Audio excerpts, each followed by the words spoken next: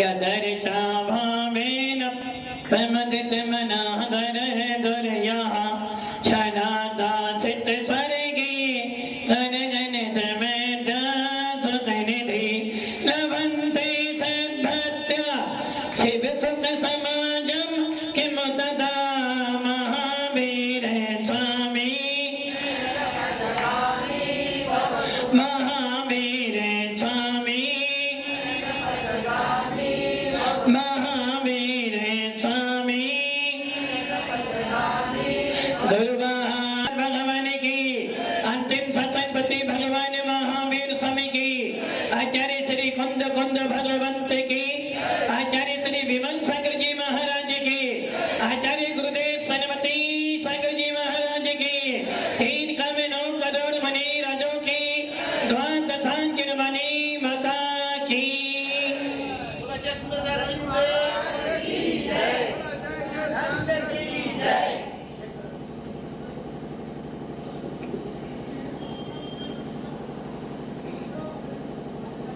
भव्य आत्माओं, भगवान महावीर के निर्माण महोत्सव के बाद भी भगवान महावीर की आराधना करते हुए अपना मोक्ष मार्ग प्रशस्त कर रहे हैं।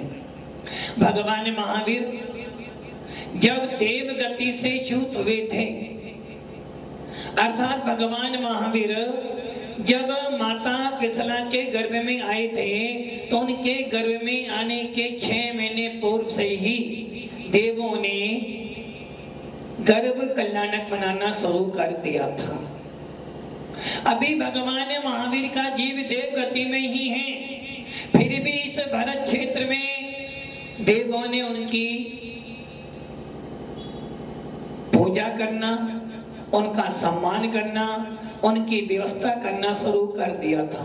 ऐसे भगवान महावीर जिनके गर्भ में आने से 6 महीने पूर्व और जन्म लेने तक 9 महीने तक अर्थात 15 महीने तक प्रतिदिन रत्नों की वृष्टि की और एक दिन में 14 करोड़ों की रत्न वृष्टि हुई। अब एक दिन में 14 करोड़ है तो 9 में 15 महीने में कितने सारे रत्न हो जाते होंगे। और वो पिता क्या करता है, उस तीर्थंकर के होने वाले पिता उन सारे रत्नों को तिजोरी में रखते हैं ना,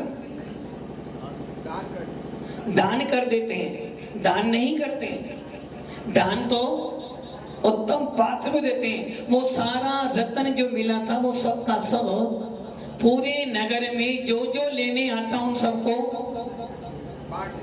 मुट्ठी भर भर कर थाल भर भर के दे देते। क्यों? उन्हें पता है कि मेरे यहाँ जो पुत्र रत्न उत्पन्न होने वाला है वो इतना प्रतापी है, इतना पुण्यशाली है कि उसके लिए मुझे कोई संग्रह नहीं करना है। क्योंकि आचार्य समर्थ गोस्वामी लिखा है, यदि पुत्र पुण्यशाली है, यदि तेरा बेटा पुण्यशाली है तो तुझे संग्रह करने की जरूरत अपने आप वो संभालेगा। और यदि तेरा पुत्र पापी है तो भी तुझे संग्रह करने की जरूरत नहीं, तो संग्रह करेगा वो सारा वनवास सारा विनाश कर देगा। यदि मेरा पुण्य कर्म का उदय है तो मुझे कोई वस्तु नहीं चाहिए, जहां जाऊंगा मुझे वस्तु मिल जाएगी। और यदि मेरे पाप कर्म का उदय है तो सोना भी मिट्टी हो जाएगी। ऐसे भगवान महावीर जिनके जन्म महोत्सव पर सौधर्मेंद्र ने जब भगवान का होने वाले भगवान का 1008 कलकों से अभिषेक किया था तो उस समय उन्होंने अपनी 1000 नेत्र बनाकर उन तीर्थंकर बालक का अवलोकन किया था, जिन भगवान महावीर को दान देने से, जिन भगवान तीर्थंकर को हार दान देने से चंदन वाला भी पूरे विश्व में विख्यात हो गई। और जब जब भगवान महावीर का जन्म कल्याणक आता है और यदि कोई मुनिराज विधि ले लें तो आपके मन में भाव आ जाते, हो सकता है कोई चंदन माला की विधि भी तो अब आप ये विचार कर लो कि उन तीर्थंकर भगवान महावीर के सानिध्य में चंदन वाला आई, चंदन वाला ने भगवान महावीर को हार दिया और उस हार दान के प्रभाव से चंदन वाला बन गई आर्यिका और भगवान महावीर के समोषण के प्रमुख आर्यिका बनकर विराजमान हो गई। ऐसे भगवान महावीर जिनकी वीतराग छवि को देखकर पशु भी सुधर जाते हैं, तो हम सब तो मनुष्य हैं। भव्य आत्माओं, भावों का बहुत ज्यादा परिणमन होता है। भावों की गति हर समय बदलती रहती है और परिणाम इतने सूक्ष्म है कि उनको पकड़ना बहुत कठिन है। किंतु केवली भगवान आपके भावों को पकड़ रहे हैं, केवली भगवान आपके भावों को देख रहे हैं और केवली भगवान हर क्षण के परिणति को भी देख रहे हैं। ऐसे भगवान केवली जो आपके भावों को पकड़ रहे हैं, क्या आपके भावों को कोई पकड़ सकता है? केवली भगवान आपके भावों को पकड़ सकते हैं, मने परे यानी आपके भावों को पकड़ सकते और अवधि यानी थोड़ा बहुत आपके परिणामों को देख सकते हैं। इसके अलावा आपके भावों को कौन देख सकता है? बुखार शरीर में आ जाए तो डॉक्टर पकड़ सकता है, बुखार आपको आ जाए तो परिवार के लोग आपको नाप सकते हैं, किंतु यदि आपके परिणामों को नापने वाला कोई हो तो ना कोई डॉक्टर है और ना कोई परिवार। आपके परिणामों को देखने वाला, नापने वाला यदि कोई है तो आपकी स्वयं की आत्मा है और कोई। केवली के अलावा, मने परे यानी के अलावा मति जान सुरत जानी वाले आपके भावों को नहीं पकड़ सकते। अनुमान लगा सकते हैं किंतु पकड़ ऐसे भावों का खेल। यदि भाव अच्छे हैं, यदि भाव अच्छे हैं तो भी कर्म का बंध है, भाव खराब हैं तो भी कर्म का बंध है, और भाव ना करो तो कभी ऐसा हो सकता है कि तुम कोई भाव ना करो? क्या ऐसा कोई जीव हो सकता है जिसके कोई भाव ना हो सकता कोई ऐसा कोई जीव हो सकता है जिसके कोई भाव ना बने? तो आचार्य भगवान कहते हैं यदि जीव के भाव नहीं बनेंगे, परिणाम नहीं बनेंगे, तो वो जीव नहीं हो सकता। पुद्गल भाव बनाता है, पुद्गल भाव बनाता है। यदि आप लोग शास्त्र पढ़ें तो मालूम पड़े संसार में ऐसा कोई भी धर्म नहीं जिसके कोई भाव।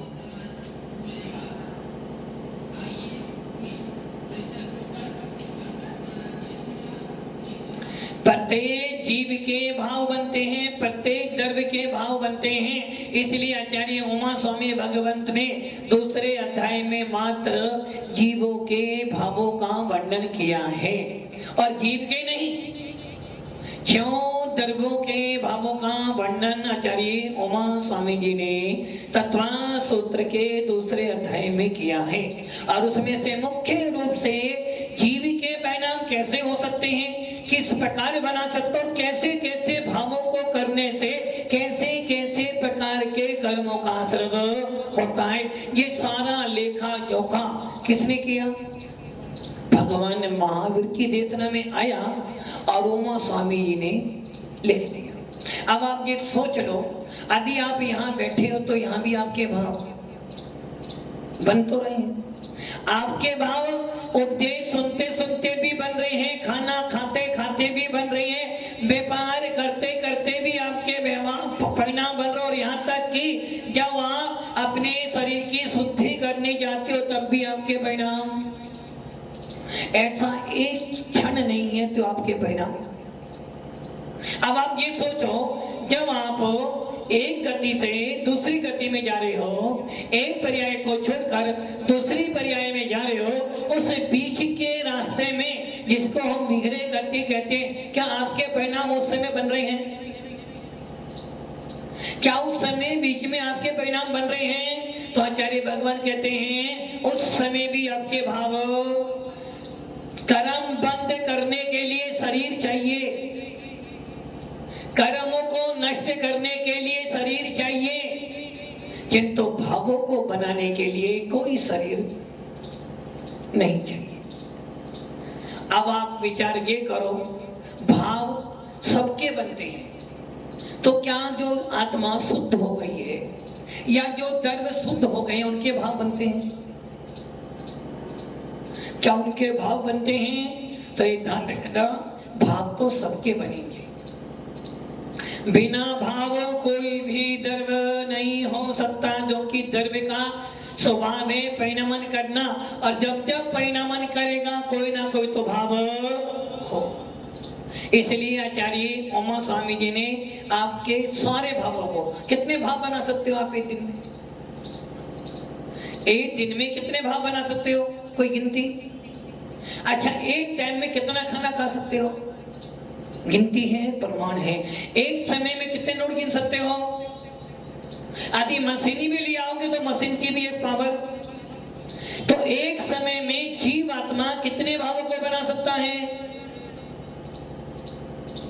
कितने भाव? संख्यात, असंख्यात, अनंत।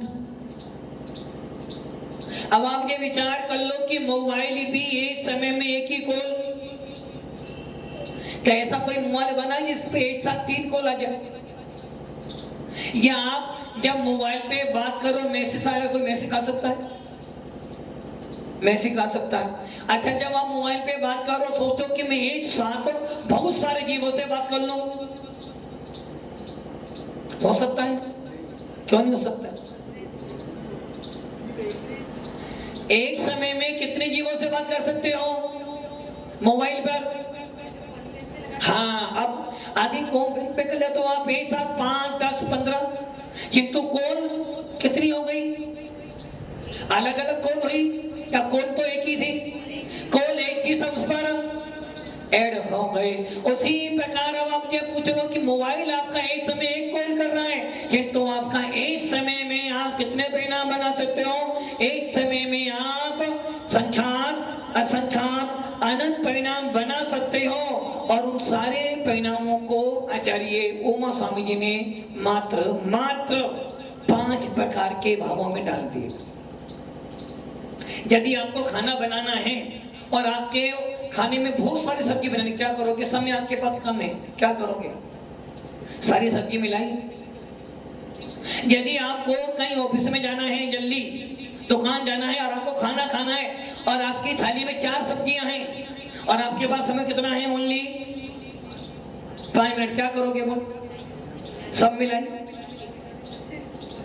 और यही कर। यदि आपको कहीं जाना है और खाना बनाना है तो क्या करोगे? सब सब्जी मिलाई और उसको नाम कर दे दिया खिचड़ी, मिक्स सब्जी नाम दे दिया।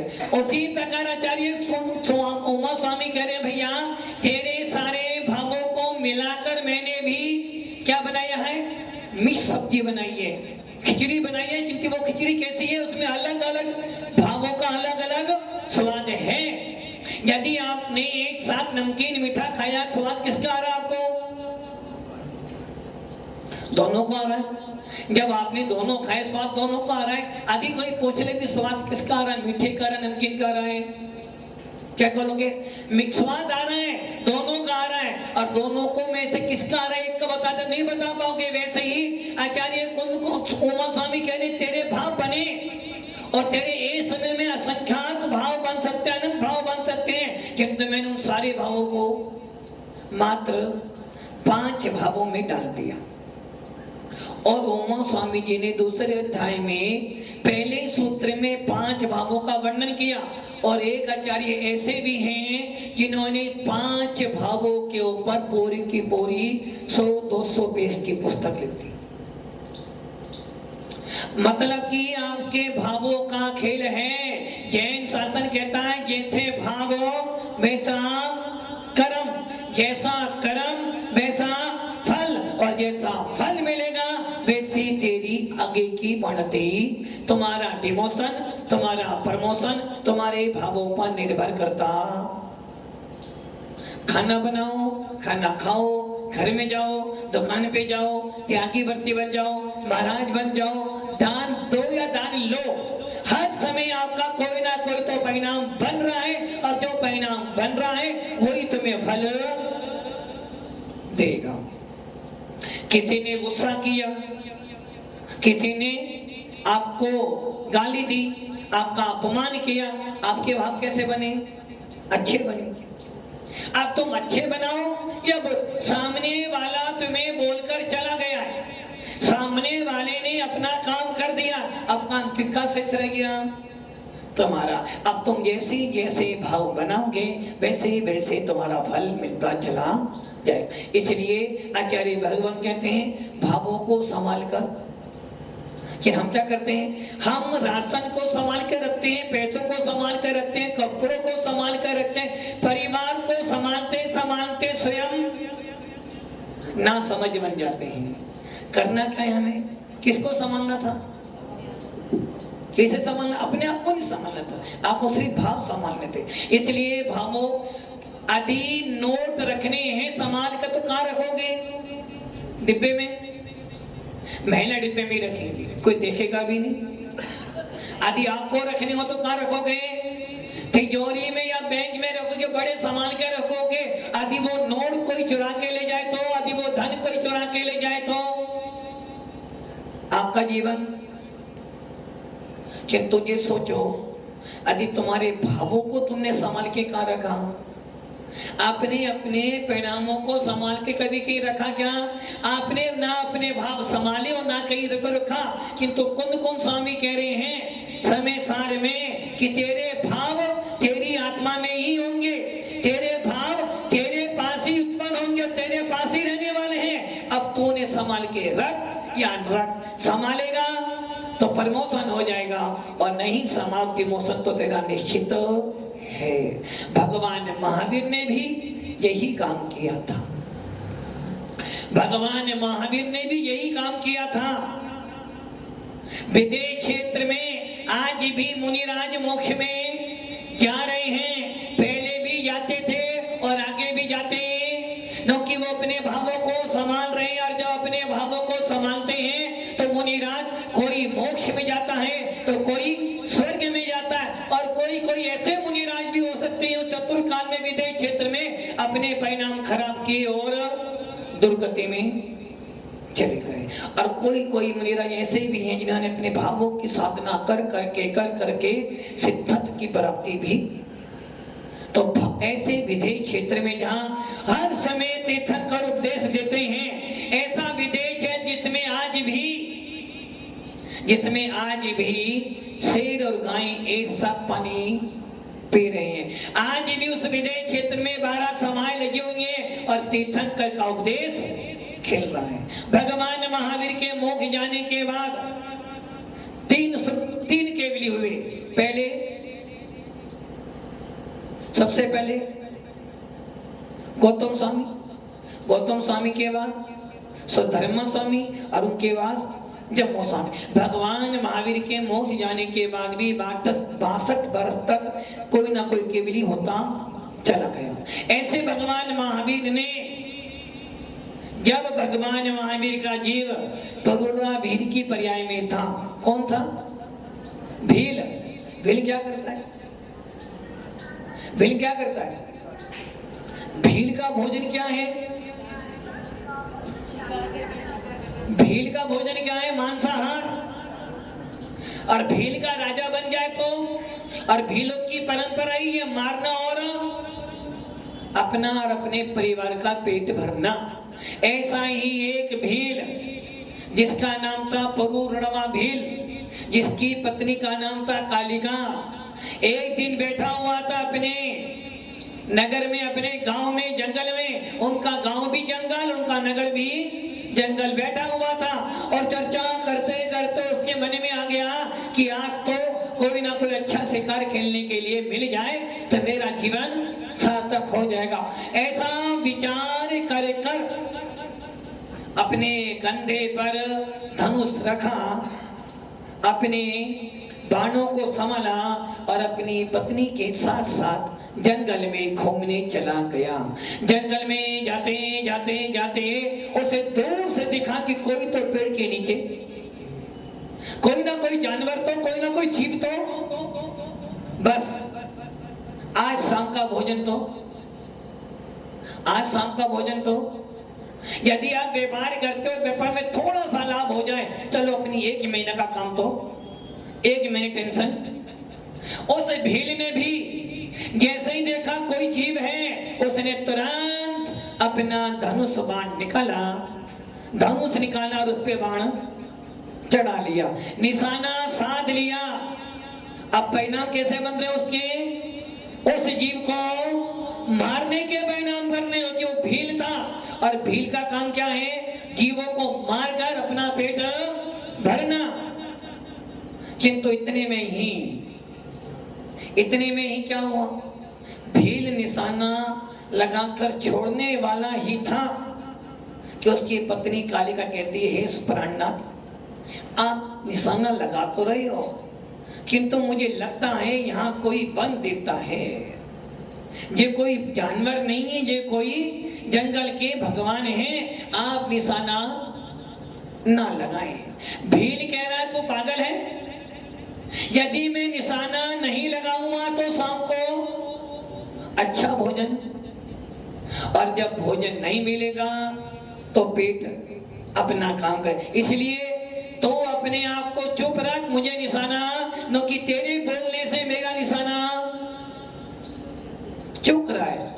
अब आप ये सोचो, तुम्हारे परिणाम बहुत खराब बन रहे हैं, दूसरे के पति क्रोध के भाव बन रहे, मान के भाव बन रहे, लोभ के भाव बन रहे हैं, और आपने नियम कर लिया, ठान लिया कि अब इसे छोड़ दो।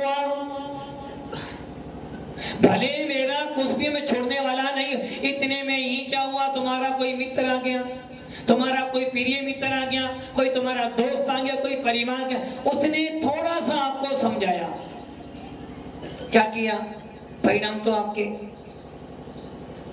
उस जीव को मारने क्यों रहते? और जैसे ही आपने किसी का संबोधन सुना और वो संबोधन कोई मुनि राग का मिल जाए, किसी त्यागी व्यक्ति का मिल जाए, तो क्या हुआ? अभी तो आपके परिणाम क्रोध के थोड़े थे, वो परिणाम चलो आज महाराज मिल गए हैं, बेटा आप ये छोड़ देता हूं, क्या हुआ? आपने अपने परिणामों को, उस कालिका के शब्दों को सुनकर उस भील ने सोचा कि यदि मैं निशाना लगाऊंगा, ये बार बार बोल रही है, तो क्या होगा? या तो निशाना चुकेगा या वो जीव भाग जाए। इसलिए सबसे पहले इसकी बात सुन लो। और उसने उसकी बात सुनी, और उसकी बात सुनते सुनते वो रुक गया, और उसने सोचा हो सकता है ये सत्य कह रही हो, चलो पास में जाकर देखते हैं। और जैसे ही पास में गया तो वहां पेड़ के नीचे एक शिला पर एक दिगंबर मुनिराज विराजमान थे। अब वो भील सोचता, देख आज मैं यदि इनको मार देता तो मेरे से बहुत बड़ा अपराध हो जाता, इस मेरी पत्नी ने मेरे को संबोधन देकर मेरे परिणामों को रोक दिया, नहीं तो आज एक वन देवता की मेरे से हत्या हो जाती।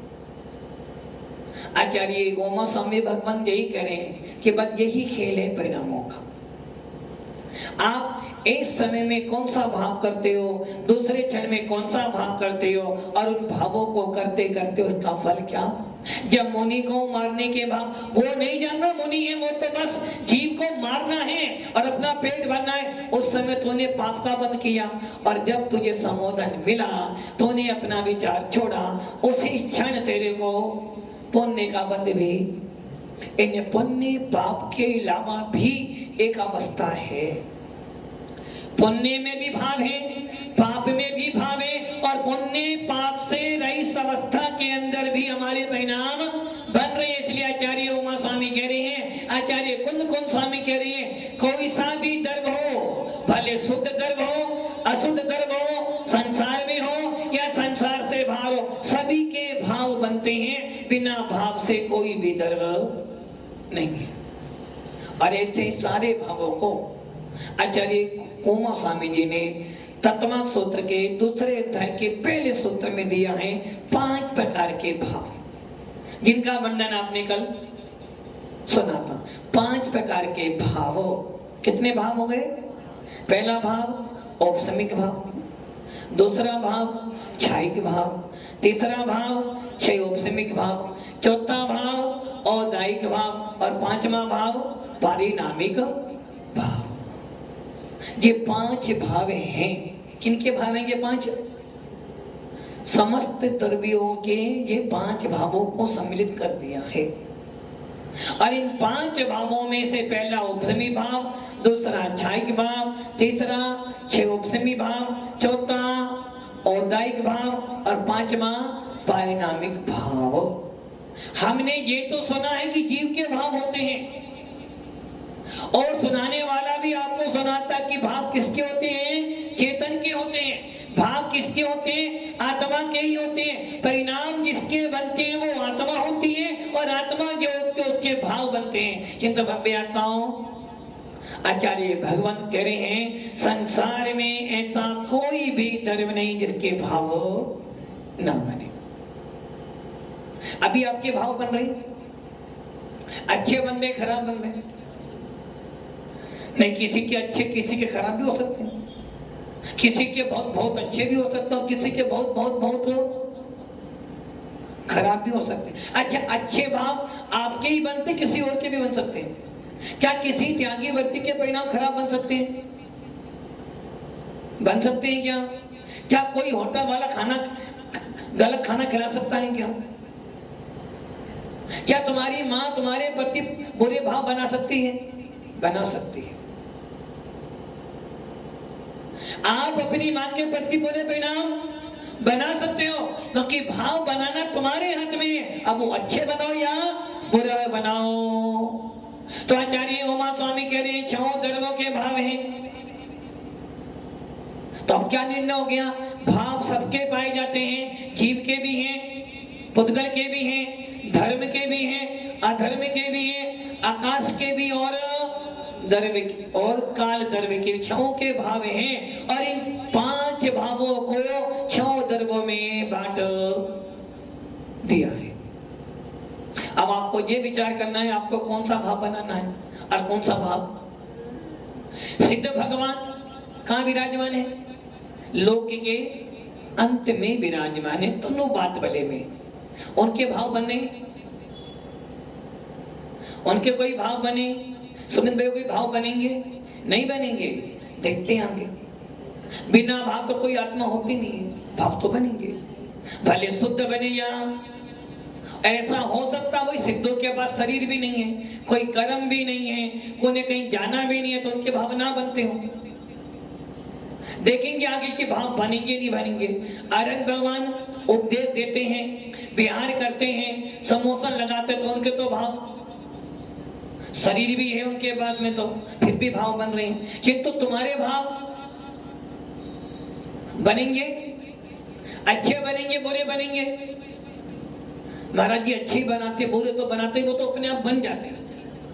हम तो अच्छा करना चाहते हैं, बुरा अपने आप। अब बुरे, महाराज जी हम तो बहुत अच्छे भाव रखते हैं, इतने अच्छे भाव रखते हैं जैसे एकदम निर्मल पानी, किंतु होता क्या वो सामने वाला छेड़ देता है तो मेरे भाव।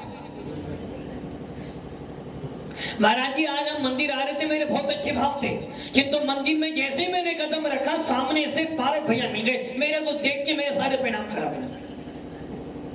किसने परिणाम खराब बनाए तुम्हारे? पारस ने तो बनाए।